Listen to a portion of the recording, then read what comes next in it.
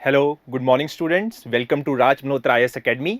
आपका हमारी नई सीरीज यूपीएससी एक्सप्लेन्ड सीरीज में स्वागत है, जहां पे हम रोज कोई ना कोई टॉपिक लेके हर एक सब्जेक्ट के रिलेटेड उसके रिलेटेड डिस्कशन कर रहे हैं और एक तरीके से उसका पोस्टमार्टम एनालिसिस कर रहे हैं, ताकि उसके रिलेटेड आपका कोई भी कंसेप्ट आपको कहीं और से पढ़ने की जरूरत ना पड़े। तो आज का जो हमारा टॉपिक है that is related to environment. Environment के रिलेटेड आज हमारा टॉपिक है। और सबसे जरूरी बात क्या है कि आजकल एक न्यूज में चीज चल रही है that is environment impact assessment. आप अगर न्यूज के आर्टिकल्स खोल के देख लो, एडिटोरियल्स खोल के देख लो, ठीक है, न्यूज चैनल्स खोल के देख लो, तो एक चीज बहुत ज्यादा टॉपिक न्यूज में आ रही है, एनवायरमेंट इंपैक्ट असेसमेंट। अगर हम एनवायरमेंट की इस इंपैक्ट असेसमेंट की बात कर रहे हैं तो हमारे ये यूपीएससी पॉइंट ऑफ व्यू से भी बहुत इंपॉर्टेंट टॉपिक है, pre as well as for mains. तो देखते हैं कि ये एनवायरमेंट इंपैक्ट असेसमेंट है कि एक्चुअल में ये एनवायरमेंट इंपैक्ट असेसमेंट क्या है और इतना न्यूज में क्यों आ रहा है। तो इसके रिलेटेड फुल होल एनालिसिस करते हैं और इस कंसेप्ट की क्लैरिटी को बनाने की कोशिश करते हैं। तो स्टार्ट करते हैं। सबसे पहली बात, कोई भी चीज आती है उसके पीछे उसका बैकग्राउंड होता है। सपोज करो कोई भी चीज आ रही है तो उसके पीछे उसका कोई ना कोई बैकग्राउंड होता है। तो ये जो एनवायरमेंट इंपैक्ट असेसमेंट आया है, इसका बैकग्राउंड क्या है? पहले इसको समझने से पहले कि एनवायरमेंट इंपैक्ट असेसमेंट क्या है, हमको थोड़ा सा समझना पड़ेगा कि एनवायरमेंट इंपैक्ट असेसमेंट का बैकग्राउंड क्या है। तो 1972 में यूनाइटेड नेशन कॉन्फ्रेंस होती है ह्यूमन एनवायरमेंट के ऊपर। किसके ऊपर कॉन्फ्रेंस होती है? United nation conference on human environment, जहां से क्या निकलता है? Stockholm declaration. क्या निकलता है? Stockholm declaration. स्टॉकहोम में यूनाइटेड नेशन कॉन्फ्रेंस होती है ह्यूमन एनवायरमेंट के ऊपर, ठीक है। तो इंडिया भी उसका एक सिग्नेटरी बन जाता है, जिसके कंप्लायंस में इंडिया बहुत सारे लॉज इनेक्ट करता है, mainly to tackle water pollution and air pollution. Water pollution के लिए 1974 में वो एक्ट लेके आता है और एयर पोल्यूशन को टैकल करने के लिए वो 1981 में एक्ट लेके आता है। ये किसकी वजह से लेके आ रहे हैं? क्योंकि कंप्लायंस करना है किसके साथ? स्टॉकहोम डिक्लेरेशन जो हुआ है ह्यूमन एनवायरनमेंट के ऊपर इन द ईयर 1972। तो वाटर पोल्यूशन एक्ट आ गया और एक एयर एक्ट आ गया। इनसे बॉडीज का बर्थ हो रहा है, कुछ नई बॉडीज यहां से बन के आ रही हैं, that is central pollution control boards and state pollution control boards. तो दो चीजें बन के आ रही हैं, central pollution control boards and state pollution control boards. But उसी के साथ हम देखते हैं कि 1984 में भोपाल गैस लीक डिजास्टर होता है। क्या होता है? भोपाल में गैस लीक डिजास्टर होता है, बहुत बड़ा, ठीक है।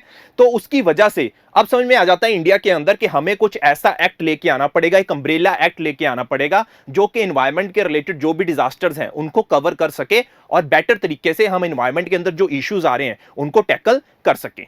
तो उसी के चलते इंडिया ने क्या किया, एक होलसम और एक्ट लेके आए जो कि इन सभी चीजों को कवर करेगा। तो वो एक्ट का नाम क्या था? Environment protection act 1986। क्लियर है इतनी बात कि इंडिया एक तो सिग्नेटरी है, वाटर पोल्यूशन एक्ट लेके आया, एयर पोल्यूशन एक्ट लेके आया, बट बहुत बड़ी डिजास्टर हमारे ट्रेजेडी हो जाती है भोपाल के अंदर, जहां पे लाखों लोग अपनी जान गवा बैठते हैं, जिसकी वजह से क्या लेके आते हैं? ये एनवायरमेंट प्रोटेक्शन एक्ट 1986। अब उसी के अंदर 1994 के अंदर under this environment protection act पहली बार गवर्नमेंट ऑफ इंडिया नोटिफाई करती है क्या? EIA norms. EIA क्या है? Environment impact assessment norms. पहली बार 1986 एक्ट के अंदर 1994 में क्या लेके आती है इंडिया? अपने फर्स्ट EIA नॉर्म्स लेके आते हैं।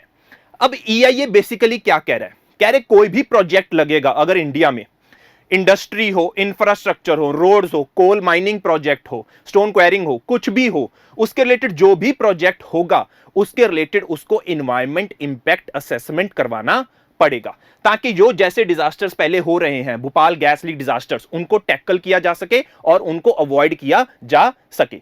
तो जो इंटेंशन थी बहुत अच्छी थी। इंटेंशन क्या थी? कि हमें ऐसे आने वाले टाइम में फ्यूचर डिजास्टर्स को कम करना है। उसी के रिलेटेड इन्होंने बोला कि ऐसा हम एक असेसमेंट मेथड लेके आएंगे, जिसका नाम क्या रखा? Environment impact assessment. जो आने वाले टाइम में ऐसा अगर कोई भी प्रोजेक्ट लगता है इंडस्ट्री से रिलेटेड, इंफ्रास्ट्रक्चर से रिलेटेड, उसको उसका क्या करवाना पड़ेगा? Environment impact assessment. क्लियर है? ये बेसिक बैकग्राउंड था अगर हम पढ़ रहे हैं किसको? एनवायरमेंट इंपैक्ट असेसमेंट को। ये समझना बहुत ज्यादा जरूरी है। क्लियर है इतनी बात? तो बैकग्राउंड स्टार्ट कहां से करना है? 1972 के स्टॉकहोम डिक्लेरेशन से, water pollution act, air pollution act, उसके रिस्पांस में एनवायरमेंट प्रोटेक्शन एक्ट 1986, और उसी के अंदर हमने क्या किया? EIA नॉर्म्स को पहली बार नोटिफाई किया by the government of India. Clear है इतनी बात? नेक्स्ट, अब चीज आती है, पढ़ लिया बैकग्राउंड क्या है, पढ़ लिया हमने कि एनवायरमेंट इंपैक्ट असेसमेंट का बैकग्राउंड क्या है। तो एक्चुअल में ये एनवायरमेंट इंपैक्ट असेसमेंट है क्या? इसको समझने की कोशिश करते हैं। Environment impact assessment is a process that prevents industrial and infrastructure projects from being approved without proper oversight. कह रहे कोई भी इंडस्ट्री का प्रोजेक्ट लग रहा है, कोई भी इंफ्रास्ट्रक्चर का प्रोजेक्ट लग रहा है, उसको सीधा परमिशन नहीं मिलेगी, सीधा अप्रूवल नहीं मिलेगा। उसके रिलेटेड उसका प्रॉपर एक मैकेनिज्म होगा जिससे देखा जाएगा कि इसका एनवायरनमेंट को कितना इंपैक्ट पड़ रहा है और इसकी प्रॉपर ओवरसाइट की जाएगी पहले उस प्रोजेक्ट को अप्रूवल देने से पहले। तो यहां पे बात कर रहे हैं कि एनवायरनमेंट के इंपैक्ट्स को हम मेजर कर रहे हैं किसी भी प्रोजेक्ट को परमिशन देने से पहले। UNEP, United Nation Environment Programme, वो इन्वायरमेंटल इंपैक्ट असेसमेंट को एज अ टूल बता रहा है। क्या टूल बता रहा है? टू आइडेंटिफाई, तीन चीजें हैं याद रख लेना, environmental, social and economic impact of a project prior to decision making. कहते कोई भी प्रोजेक्ट को आपने अप्रूवल देनी है तो उसके तीन चीजें आपने चेक करनी है कि उसका इन्वायरमेंट इंपैक्ट क्या है, उसका सोशल इंपैक्ट क्या है और उसका डिसीजन इकोनॉमिक इंपैक्ट क्या है। तो तीन चीजें हमें चेक करनी है। पहला, इन्वायरमेंट का इंपैक्ट क्या है, दूसरा हमारा सोशल इंपैक्ट क्या है और तीसरा हमारा इकोनॉमिक इंपैक्ट क्या है। तो तीन चीजें हम चेक करेंगे किसके अंदर? यूनाइटेड नेशन एनवायरनमेंट प्रोग्राम के अंदर। क्लियर है इतनी बात? तो अगर हम बात कर रहे हैं एनवायरनमेंट इंपैक्ट असेसमेंट की तो तीनों चीजें याद रख लेना जब हम किसकी बात करेंगे? EIA की। तीनों के इंपैक्ट चेक करेंगे उस प्रोजेक्ट का, जो इंडस्ट्री लगेगी, जो इंफ्रास्ट्रक्चर प्रोजेक्ट लग रहा है, क्या उससे इकोनॉमिक इंपैक्ट क्या पड़ेगा, सोशल इंपैक्ट क्या पड़ेगा, इकोनॉमिक इंपैक्ट क्या पड़ेगा, उसका मेजरमेंट किया जाएगा through what? EIA, that is environment impact assessment. Clear है इतनी बात? अभी तक हमने क्या देखा है, बैकग्राउंड क्या है EIA का, और दूसरा कि असल में एनवायरनमेंट इंपैक्ट असेसमेंट क्या है। नेक्स्ट चलते हैं कि EIA का प्रोसेस क्या है। EIA का प्रोसेस क्या है? तो सबसे पहले कुछ स्टेप्स हैं इसके अंदर, थोड़े थोड़े डिटेल में नहीं करेंगे, थोड़ा थोड़ा इसके ऊपर एनालिसिस कर लेते हैं क्या होता है। सबसे पहला प्रोसेस है स्क्रीनिंग, देन है स्कोपिंग, थर्ड है इंपैक्ट एनालिसिस, फोर्थ है mitigation and EIA report, fifth है पब्लिक हियरिंग, सिक्स्थ है डिसीजन मेकिंग एंड सेवंथ है पोस्ट मॉनिटरिंग। सुनने में थोड़ा डिफिकल्ट लग रहे होंगे, मैं थोड़ा आसान कर देता हूं। पहली चीज स्क्रीनिंग। कोई भी प्रोजेक्ट अगर इंडिया में आ रहा है इंडस्ट्री या इंफ्रास्ट्रक्चर के रिलेटेड, क्या उसका EIA करना चाहिए या नहीं करना चाहिए? वो किस प्रोसेस के थ्रू होता है? स्क्रीनिंग के थ्रू। हर प्रोजेक्ट को जरूरत नहीं होती है कि उसको अगर अप्रूवल के लिए उसको स्क्रीनिंग करनी है, उसका EIA करना है या नहीं करना है। तो उसके लिए कौन सा प्रोसेस है? Screening process. सेकंड स्टेप क्या है? अगर सपोज करो किसी प्रोजेक्ट का हमें पता चल जाता है कि हां इसका EIA हमने कंडक्ट करना है, तो जो EIA कंडक्ट करने के बाद वो मान लिया गया कि इस प्रोजेक्ट का क्या करा जाएगा? एनवायरनमेंट इंपैक्ट असेसमेंट करा जाएगा। उसके बाद उसकी क्या करी जाती है? स्कोपिंग। स्कोपिंग में देखा जाता है कितना टाइम लगेगा, कितना टाइम लिमिट होनी चाहिए इस जो EIA स्टडी करनी है। जो EIA स्टडी होगी उसकी टाइम लिमिट कितनी होगी और उसका स्कोप क्या होगा स्टडी का। दो चीजें चेक करी जाती है, time limit plus scope of the study. Clear है जी? पहले तो देखा कि EIA इसका करना चाहिए या नहीं करना चाहिए। अगर करना चाहिए तो कितना टाइम लगेगा उसकी स्टडी करने को और साथ में उसका स्कोप क्या होगा स्टडी का। तीसरी चीज इंपैक्ट एनालिसिस। अगर हम ये प्रोजेक्ट आता है तो उसका इंपैक्ट क्या होगा? दोनों इंपैक्ट्स देखेंगे हम इसके अंदर, पॉजिटिव इंपैक्ट्स भी देखेंगे और नेगेटिव इंपैक्ट्स भी देखेंगे, from environment point of view, from social point of view and from economic point of view. तो तीनों हम इसके अंदर इंपैक्ट चेक करेंगे इंपैक्ट एनालिसिस के अंदर। फोर्थ स्टेज आएगी जहां पे हमने इंपैक्ट देख लिए, अब उसको मिटिगेट करने का भी तरीका बताना होगा किसके अंदर? हमारी EIA रिपोर्ट के अंदर। जो EIA रिपोर्ट बनाई जा रही है, जो प्रोजेक्ट प्रोपोनेंट्स हैं, जो बेसिकली प्रोजेक्ट लगाना चाहते हैं, उन्हीं को बनानी पड़ेगी क्या? EIA report. तो अपनी EIA रिपोर्ट में उनको इंपैक्ट के साथ साथ उसको वो कैसे आने वाले टाइम में रिमूव कर सकते हैं, अगर उनको लग रहा है कि इकोनॉमिक इंपैक्ट बहुत ज्यादा पड़ने वाला है नेगेटिव वे में, तो उसको मिटिगेट करने का तरीका क्या होगा, वो सब चीजें उनको किसमें बतानी पड़ेगी? EIA रिपोर्ट के अंदर। इकोनॉमिक इंपैक्ट के ऊपर भी, सोशल इंपैक्ट के ऊपर भी और एनवायरमेंटल इंपैक्ट के ऊपर भी। तो ये तीन चीजें हमारी किसके अंदर आ जाएंगी? EIA रिपोर्ट के अंदर। अब हमारी EIA रिपोर्ट क्या हो चुकी है? इस स्टेज में तैयार हो चुकी है। Here the EIA report has been fully prepared। अब उसके बाद क्या हो रहा है? जो वहां के लोकल कम्युनिटीज हैं, वो जहां के लोकल कम्युनिटीज हैं, लोकल NGOs हैं, अब उनकी क्या कराई जाएगी? पब्लिक हियरिंग करवाई जाएगी ताकि उनके व्यूज भी लिए जाएं, ताकि उनके कंसर्न्स को भी इसके अंदर एसिमिलेट किया जा सके। किनके? लोगों के। जो सपोज करो कोई प्रोजेक्ट लगना है जिससे फॉरेस्ट का जो एरिया है कट करना पड़ेगा, ठीक है, तो उसके आसपास के जो लोग रह रहे हैं उनके ऊपर क्या इफेक्ट पड़ेगा, उनके कंसर्न्स, उनके व्यू पॉइंट भी कंसीडर किए जाएंगे।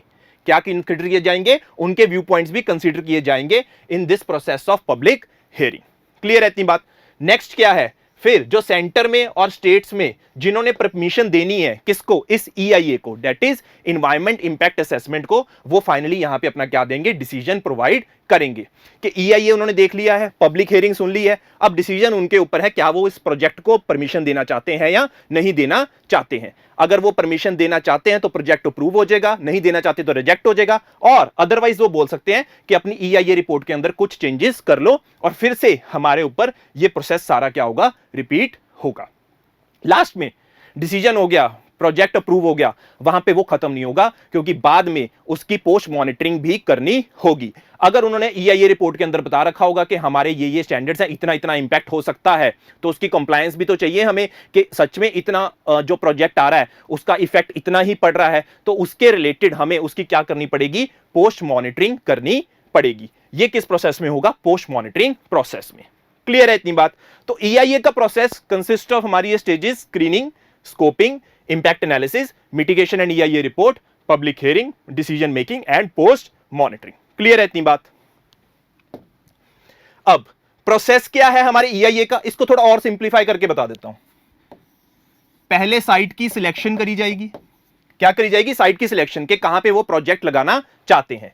जो प्रोजेक्ट लगाना चाहते हैं फिर वो क्या कंडक्ट करेंगे, EIA, जो अभी हमने तरीका बताया था, screening, scoping, impacts and mitigation analysis. Clear है। फिर उनको क्या लेनी होगी, NOC लेनी होगी। क्या लेनी होगी, NOC लेनी होगी। उसके बाद क्या होगी, पब्लिक हियरिंग, जो हमने भी स्टेप पढ़ा था, 5th स्टेज थी जहां पे पब्लिक हियरिंग करवाई जाएगी। फिर सारे डॉक्यूमेंट सबमिट करने के बाद फाइनली सेंटर और स्टेट्स के पास डिसीजन आएगा, क्या वो प्रोजेक्ट को अप्रूव करना चाहते हैं या रिजेक्ट करना चाहते हैं। या तो अप्रूव हो गया तो ठीक है, रिजेक्ट हो गया तो भी ठीक है, बट अगर चेंजेस करने को बोला तो फिर से EIA की स्टडी दोबारा से कंडक्ट करवाई जाएगी। क्लियर है इतनी बात। और प्रोसेस यहां पे खत्म नहीं होगा। इसके बाद फाइनल स्टेज कौन सी है, अगर अप्रूव कर दिया जाता है प्रोजेक्ट को, पोस्ट मॉनिटरिंग। क्या सब आखिरी क्या होगा, पोस्ट मॉनिटरिंग। क्लियर है जी। तो ये तो था कि डिटेल्ड वर्जन में अभी तक हमारा एनवायरमेंट इंपैक्ट असेसमेंट कैसे तरीके से चल रहा है, कि अगर हमें लगता है कि इसी का हमें EIA करना चाहिए स्क्रीनिंग प्रोसेस के थ्रू, फिर उसका प्रॉपर EIA करवाया जाता है, लोगों के व्यूज लिए जाते हैं, सब कुछ एक प्रॉपर सिस्टमैटिक तरीके से होता है। अगर हम EIA प्रोसेस को ऑन पेपर देखें, ये वर्ड पे मैंने स्ट्रेस दिया है, अगर हम इसको किस पे देखें, ऑन पेपर देखें, तो ये प्रोसेस देखने में बहुत अच्छा लग रहा होगा। क्या सच में जितने भी प्रोजेक्ट्स इंडिया के अंदर चल रहे हैं, इंडस्ट्री के, इंफ्रास्ट्रक्चर के जितने भी प्रोजेक्ट्स हैं, क्या उनके रिलेटेड ये सब चीजें फॉलो करी जा रही हैं? Answer is no. आंसर क्या है, नहीं। इसका आपको रीसेंट एग्जांपल्स दे सकते हैं कि जो अभी हमने लेटेस्ट ट्रेजेडीज देखने को मिली हैं, जैसे कि LG polymer plant in Visakhapatnam, अभी वहां से कौन सी गैस लीक हुई है, स्टायरीन गैस लीक हुई है। तो very important for UPSC point of view के क्वेश्चंस पूछे जा सकते हैं सिविल सर्विस में। अभी जो लेटेस्ट LG पॉलीमर प्लांट में विशाखापट्टनम में गैस लीक हुई है, वो कौन सी गैस है, स्टायरीन गैस। आपको इसकी प्रॉपर्टीज भी पता होनी चाहिए। क्लियर है इतनी बात। अब हमने क्या बोला कि EIA करवाया जाता है अगर ऐसे प्रोजेक्ट्स लगते हैं, तो क्या इसका भी EIA होना चाहिए था? ऑब्वियसली होना चाहिए था, पर क्या इसका EIA हुआ रखा था? इसका बिल्कुल भी एनवायरमेंटल इंपैक्ट असेसमेंट नहीं हुआ था। एनवायरमेंटल से इसे क्लियरेंस भी नहीं मिली थी, फिर भी ये 2 डिकेड से ओवररन कर रहा था। तो इसका मतलब क्या है, लॉस तो पेपर में है बट प्रैक्टिस में बिल्कुल भी नहीं है। ये तो होगी पहली रीसेंट एग्जांपल।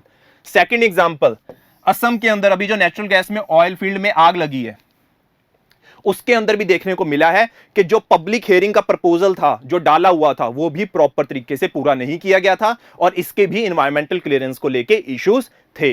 तो देखने को मिल रहा है कि एनवायरमेंट इंपैक्ट असेसमेंट हमने जिस पर्पस के लिए बनाया गया था, वो उस पर्पस के लिए अभी यूज ही नहीं हो रहा है। ठीक है, क्योंकि बहुत सारे ऐसे प्रोजेक्ट्स हैं जो पहले ही रन कर रहे हैं और इसकी वजह से आपको पता है जो भोपाल गैस लीक हुआ था उसका लोगों को कितना नुकसान हुआ है। और रिसेंट हमने अभी और भी एग्जांपल्स देखी हैं, ये तो सिर्फ 2 एग्जांपल्स मैंने मेंशन करी हैं। इससे बहुत ज्यादा नुकसान होता है बायोडाइवर्सिटी को, लोगों को, economic impact, social impact and environment impact बहुत ज्यादा होता है अगर ऐसे डिजास्टर्स होते हैं। EIA बनाया क्यों गया था? इन्हीं डिजास्टर्स को कम करने के लिए। बट हो क्या रहा है कि पेपर में तो है लॉस, पर उनको प्रैक्टिस में फॉलो नहीं किया जा रहा। क्लियर है इतनी बात। ये तो सारी न्यूज चल रही है, ठीक है जी, ये न्यूज तो चल रही है। अब इशू सामने क्या आया है कि मार्च 2020 में EIA ने अपना 2020 का एक ड्राफ्ट फ्रेमवर्क डाला कि वो कुछ चेंजेस करना चाहते हैं एनवायरमेंट इंपैक्ट असेसमेंट के अंदर। 11 अगस्त तक उन्होंने डेट दे रखी है कि आप अपने व्यूज वहां पे जाके दे सकते हो, ऑनलाइन पोर्टल पे है, जो भी आप सजेशंस चाहते हो आप कर सकते हो इस फ्रेमवर्क के अंदर। अब मैंने बताया कि लॉज हैं, ऑब्वियसली क्या है, लॉज हैं, बट इंप्लीमेंट नहीं हो रहे थे बिल्कुल भी। तो इसका मतलब क्या था, EIA का एज अ टूल को यूज ही नहीं करा जा रहा है, जो का मेन का पर्पस ही क्या था कि उसके इंपैक्ट्स को, कोई भी इंडस्ट्री इंफ्रास्ट्रक्चर का प्रोजेक्ट आ रहा है उसके इंपैक्ट्स को कम करा जा सके। अब ये लॉ क्या कर रहा है, ऑलरेडी सिचुएशन इतनी खराब है, वो लॉज क्या कर रहे हैं, इन्वायरमेंट के जो इंपैक्ट है, इन्वायरमेंट के ऊपर जो असर पड़ रहा है, इकोनॉमिक इंपैक्ट पड़ रहा है, उसको और नेगेटिव वे में बढ़ा रहे हैं। कैसे, बहुत इंपॉर्टेंट है, this new EIA draft allow us post facto clearance. मतलब क्या है कि आप प्रोजेक्ट को स्टार्ट कर सकते हो विदाउट गेटिंग EIA डन। ये लॉ स्टेट करने की कोशिश कर रहा है कि जो ड्राफ्ट EIA पड़ा है, मतलब क्या है, जैसे कि LG पॉलीमर प्लांट है, वो भी तो पहले ऐसे ही चल रहा है without getting any environmental clearance, और ये चीज क्या कह रहे हैं कि ऐसे हम यहां पे अलाउ कर देंगे पोस्ट फैक्टो क्लियरेंस, मतलब पहले प्रोजेक्ट स्टार्ट हो जाएगा उसके बाद वो एनवायरमेंटल क्लियरेंस ले सकते हैं। इसका फायदा क्या होगा, इसका कोई फायदा नहीं होने वाला, इसका नुकसान ही होगा। जैसे कि हमने देखा है स्टाइरीन गैस लीक हुई, जिसकी वजह से लोगों को बहुत ज्यादा नेगेटिव इफेक्ट्स उसके फेस करने पड़े। सेकंड चीज उन्होंने बोला है, मॉडर्नाइजेशन के लिए, इरिगेशन प्रोजेक्ट्स के लिए, बिल्डिंग कंस्ट्रक्शंस के लिए, डेवलपमेंट प्रोजेक्ट्स के लिए और एक्सपेंशन है वाइडिंग ऑफ नेशनल हाईवेज के लिए, सभी सब्जेक्ट्स जो कि और जितने भी टॉपिक्स हैं ये जो मेंशन्ड है, जो नेशनल डिफेंस एंड सिक्योरिटी को काउंटर करते हैं, उसको बेसिकली केटर करते हैं, सॉरी काउंटर नहीं केटर करते हैं, वो सब लिस्ट का पार्ट है, जिसके लिए आपको पब्लिक हियरिंग की जरूरत नहीं पड़ेगी, इन्वायरमेंटल इंपैक्ट असेसमेंट नहीं करवाना पड़ेगा। अब ये जो नेशनल हाईवेज बनेंगे, रोड्स बनेंगी, ये सब क्या करेंगे, फॉरेस्ट को ही कट करेंगे। अगर ये फॉरेस्ट को कट करेंगे तो लाइवलीहुड किसका नुकसान होगा, लोगों का जो वहां पे रह रहे हैं, इकोनॉमिक इंपैक्ट उनको फेस करना पड़ेगा। बट गवर्नमेंट क्या कह रही है, नेशनल डिफेंस एंड सिक्योरिटी के चक्कर में इन सब चीजों का EIA करवाना जरूरी नहीं है। तो इसका नुकसान किसको होगा, हम as a human, as citizens of country, इसका इंपैक्ट पूरी कंट्री को फेस करना पड़ेगा, वहां के जो लोग रह रहे हैं उनकी लाइवलीहुड में फर्क आएगा, सबको फेस करना पड़ेगा। दूसरी चीज ये जो लॉ बताने की कोशिश कर रहा है, क्लियर है इतनी बात। तीसरी चीज, अथॉरिटीज को पहले बोला जाता था कि जो ये इन्वायरमेंट, ये जो प्रोजेक्ट्स हैं जो चल रहे हैं, कि वो कंप्लायंस है कि नहीं है, जो मैंने पोस्ट मॉनिटरिंग में बताया था, उनको हर 6 महीने बाद रिपोर्ट देनी होती थी। कितने महीने बाद रिपोर्ट देनी होती थी, 6 महीने बाद। अब इन्होंने क्या कर दिया है, उस 6 महीने की रिपोर्ट को एक्सटेंड करके कितना कर दिया है, वंस अ ईयर। जो कंप्लायंस हम पहले 6 महीने तक देखते थे, एवरी 6 मंथ्स, उसको चेंज करके क्या कर दिया है, एवरी 1 ईयर। अगेन अकाउंटेबिलिटी को कम करने की कोशिश करी जा रही है। किसको कम करा जा रहा है, अकाउंटेबिलिटी को कम करा जा रहा है, लोगों की पार्टिसिपेशन कम करने की बात करी जा रही है, EIA प्रोसेस को कम करने की बात करी जा रही है। EIA बेसिकली आपको क्या दे रहा है, डेमोक्रेसी का पार्ट है एक, क्योंकि लोगों के व्यूज सुने जा रहे हैं। पर जब लोगों को ही इन्वॉल्व नहीं किया जाएगा तो उससे क्या होएगा, डेमोक्रेसी पे खतरा आ रहा है, अकाउंटेबिलिटी पे खतरा आ रहा है। क्यों, क्योंकि आपने कंप्लायंस का पीरियड 6 महीने से कितना कर दिया, 1 साल तक कर दिया। अब दूसरी चीज, अगर किसी को लगता है कि उसके कंप्लायंस वो नहीं कर रहा है, अभी तो कंप्लायंस पीरियड 1 साल तक कर दिया, उसके साथ क्या कर दिया है, अब कंप्लायंस पीरियड पूरा वो कर रहे हैं कि नहीं कर रहे हैं, जो उन्होंने उसके रिलेटेड EIA करवाया है या नहीं करवाया है, उसके रिलेटेड प्रोजेक्ट प्रोपोनेंट्स हैं, जो प्रोजेक्ट्स जिन्होंने डेवलप किया है, जिनकी इंडस्ट्री और इंफ्रास्ट्रक्चर लगा है, उनको खुद ही देनी होगी रिपोर्ट। किसको देनी होगी, उनको खुद ही को रिपोर्ट देनी होगी, क्या वो कंप्लायंस कर रहे हैं या नहीं कर रहे हैं। तो इससे अकाउंटेबिलिटी कहां आ रही है, इससे ट्रांसपेरेंसी कहां आ रही है। तो ये जितना भी हमारा 2020 का ड्राफ्ट बना है, it is against the very basic जिसके ऊपर EIA सेटअप किया गया था। ये तो एक बात है। दूसरी चीज, जो पावर थी लोगों के पास वो यहां से छीनी जा रही है। मैंने आपको बताया था पब्लिक हियरिंग का प्रपोजल है, पब्लिक हियरिंग का प्रपोजल होता था 30 दिन का, अब उसको कम करके कितना कर दिया गया है, 20 डेज। मतलब क्या है, लोगों के पास टाइम ही कम होगा अपने व्यू पॉइंट को देने का। अगेन ये क्या कर रहा है, पावर्स कम्युनिटी से छीन रहा है। वो अपने व्यू पॉइंट कैसे देंगे, उनको समझ में नहीं आएगा तब तक तो 20 दिन तक कि एक्चुअल में इंडस्ट्री का नेगेटिव पॉजिटिव इंपैक्ट क्या होगा या इंफ्रास्ट्रक्चर प्रोजेक्ट का नेगेटिव पॉजिटिव इंपैक्ट क्या होगा। पहले 30 दिन बहुत कम थे, अब उसको भी कम करके कितना कर दिया गया है, 20 डेज कर दिया गया है। ठीक है जी, इतनी बात। दूसरी चीज, जो प्रोजेक्ट्स चल रहे हैं, जो प्रोजेक्ट्स चल रहे हैं विदाउट क्लियरेंस वो चलते ही रहेंगे। इसका मतलब क्या है, कम्युनिटी से वो जो नॉलेज, कम्युनिटी का जो पावर है वो उनको देना ही नहीं चाह रहे हैं, जो कि वेरी बेसिक था किसका, एनवायरमेंट इंपैक्ट असेसमेंट का।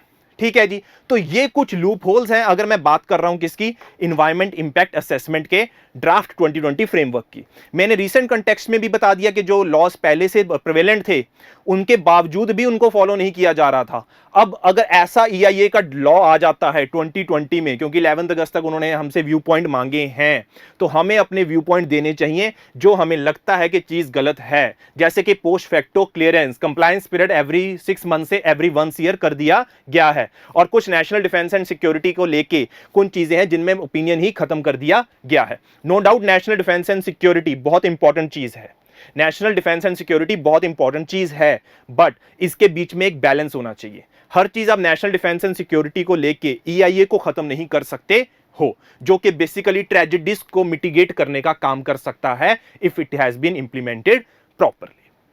और दूसरी चीज, कम्युनिटी से पावर मत छीनो, क्योंकि वो वहां के लोकल लोग हैं जो ज्यादा आपको बता सकते हैं कि एक्चुअल में वहां का सिनारियो क्या होगा अगर कोई भी प्रोजेक्ट इंडस्ट्री या इंफ्रास्ट्रक्चर का वहां पे इंप्लीमेंट होता है। ये जितने भी डिजास्टर्स हैं ये मैन मेड हैं, हम इनको अवर्ट कर सकते हैं, इनको रोका जा सकता है, बट उसके लिए हमें खुद को भी इसके अंदर डिसीजन मेकिंग के अंदर इन्वॉल्व होना होगा और अपने व्यू पॉइंट्स इसके अंदर सबमिट करने पड़ेंगे। अगर हमें लग रहा है कि ये जो चीज है, ये अगर ये इंपैक्ट असेसमेंट का जो 2020 का ड्राफ्ट आ जाता है, आगे एक्ट में पास हो जाता है, then it will be not good for environment, for social impacts and for economic impacts, जैसे कि हमने रीसेंट डिजास्टर्स में देखा है in the Visakhapatnam and in Assam. ऐसे सिर्फ 2 डिजास्टर्स नहीं है, बहुत सारे डिजास्टर्स अभी तक चलते आ रहे हैं, बट फिर भी कोई एक्शन नहीं लिया जा रहा है। क्लियर है guys? So I think this was wholesome. हमने डिस्कस किया एनवायरमेंट इंपैक्ट असेसमेंट को, 2020 का जो है ड्राफ्ट फ्रेमवर्क और एनवायरमेंट इंपैक्ट असेसमेंट का बैकग्राउंड, उसकी हिस्ट्री, उसका प्रोसेस, और वो कैसे किस तरीके से EIA का प्रोसेस पूरे तरीके से कैरी फॉरवर्ड किया जाता है। Thank you.